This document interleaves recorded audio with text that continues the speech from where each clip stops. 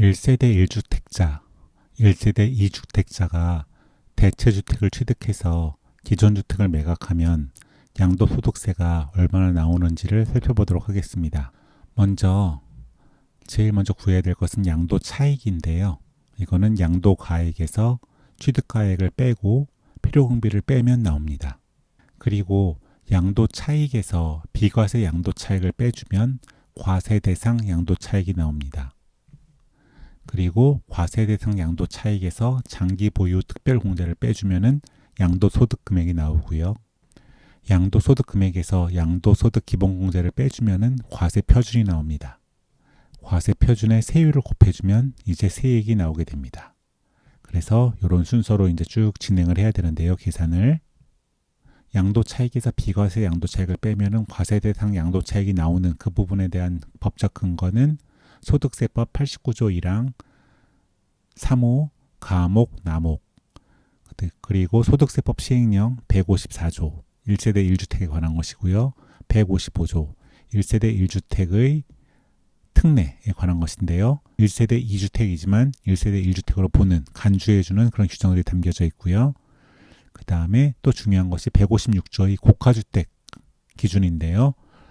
이게 과거에 9억이었다가 12억으로 늘어났죠. 그 다음에 장기보유 특별공제에 관한 규정은 소득세법 104조 7항 1호 3호 1호는 1세대 2주택에 관한 것이고요. 3호는 1세대 3주택에 관한 것입니다. 그리고 소득세법 95조 2항 본문에서 1세대 2주택 3주택은 장기보유 특별공제에서 제외한다 라고 정하고 있습니다.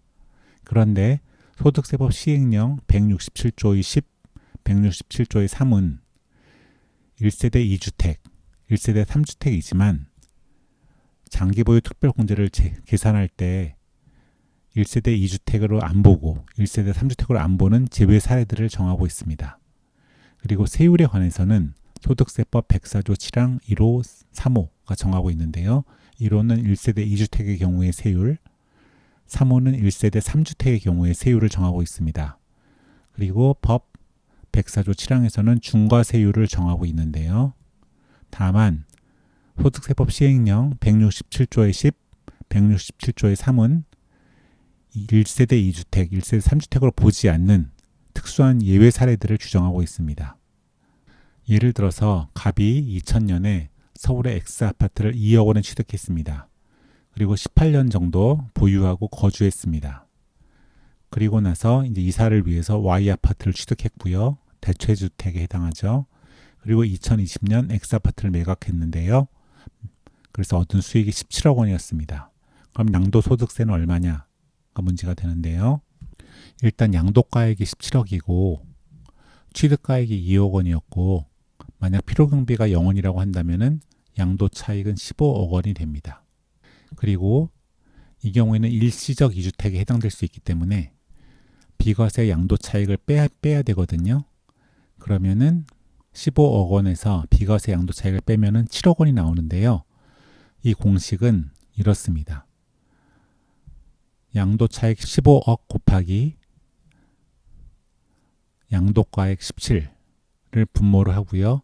또 양도가액 17에서 고가주택 기준인 9억 원을 뺀 거, 이거를 분자로 합니다. 그래서 15 곱하기 17분의 17 빼기 9를 하면은 7억 원이 나오게 됩니다. 그래서 과세대상 양도차익은 7억 원으로 계산되고요. 여기에서 장기보유 특별공제를 빼줘야 되는데요. 오랫동안 보유하고 있었으니까요. 이 공식은 요거랑 비슷한데요. 15 곱하기 80% 장기보유 특별공제의 비율입니다. 곱하기 17분의 17 빼기 9. 이 80%만 빼고는 요 앞에 봤던 과세대상 양도차익을 계산할 때 공식과 똑같죠.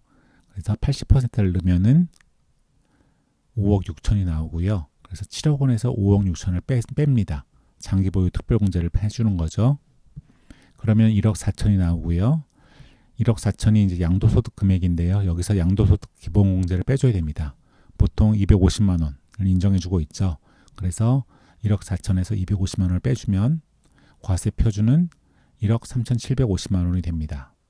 여기다가 이 일반 세율인, 물론 누진세율이긴 하지만 35%를 곱해주면은 양도소득세는 3,200만 원이 나오게 됩니다.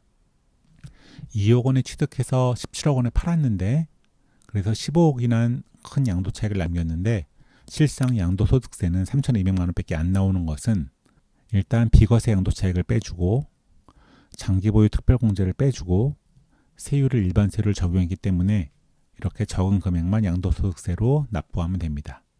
하지만 만약 갑이 중간에 장기 임대주택을 취득했다라고 하면은 사정이 많이 달라지는데요. 이러면 1가구 2주택이 일단 돼버리죠. 그리고 Y 아파트를 취득해서 팔았으니까 1가구 3주택 상태에서 주택을 처분한 게 되겠죠. 이러면 이제 완전히 달라지는데요. 일단 첫 번째 단계 양도 차익에서 비과세 양도 차익을 빼서 과세 대상 양도 차익을 정하는 단계에서는 위와 똑같습니다. 그래서 17억 빼기 2억 빼기 0원 해서 15억 원이 나오는데요. 이거는 비과세 양도 차익 부분에서 일시적 2주택과 장기 임대주택이라는 이 두 가지가 중첩돼서 적용될 수 있기 때문에 그렇습니다. 그래서 과세 대상 양도 차익은 7억 원은 똑같습니다. 이 단계까지는. 근데 이제 이후부터 달라집니다. 일단 중간에 임대주택을 취득하고 Y 아파트를 취득했기 때문에 1세대 3주택이 되면은 장기 보유 특별공제를 받을 수가 없습니다. 앞에서는 5억 6천을 빼줬는데요. 여기서는 0원만을 빼주게 됩니다. 그러면 7억에서 0원을 빼니까 7억이 되겠죠. 양도소득 기본공제는 적용이 됩니다. 그래서 7억에서 250만 원을 빼주면은 6억 9,750만 원이 되고요. 이게 과세 표준이 되는 거죠. 여기에 1세대 3주택이기 때문에 이 규정이 적용돼서 중과세율이 적용됩니다. 62%가 적용이 되게 되고요. 그래서 결국 6억 9,750만 원 곱하기 62%를 해서 3억 8천만 원의 양도소득세가 나오게 됩니다. 3,200만 원과 3억 8천만 원은 큰 차이가 있죠. 상당히 큰 불균형이 발생하는데요. 소득세법 시행령이 2021년 2월 17일 개정됨으로 인해서 소득세법 시행령 167조의 3, 1항에 13호가 추가가 돼서 특수한 1세대 3주택은 계산에서 3주택 계산에서 제외를 시킵니다. 그래서 1세대 1주택이 돼버리는 그런 식의 효과가 발생하게 되는데요. 이렇게 돼버리면은 이런 특수한 1세대 3주택의 경우에는 장기 보유 특별공제도 가능하고 일반 세율도 가능해지기 때문에 이와 같이 3억 8천만 원이나 되는 양도소득세를 부담하는 일은 없게 됩니다.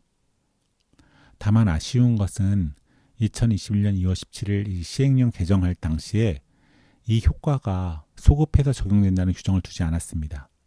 그렇기 때문에 이 개정 전에 1세대 3주택이 된 경우에는 장기 보유 특별공제가 가능하고 일반 세율 적용이 되는 이런 혜택을 전혀 못 보고요.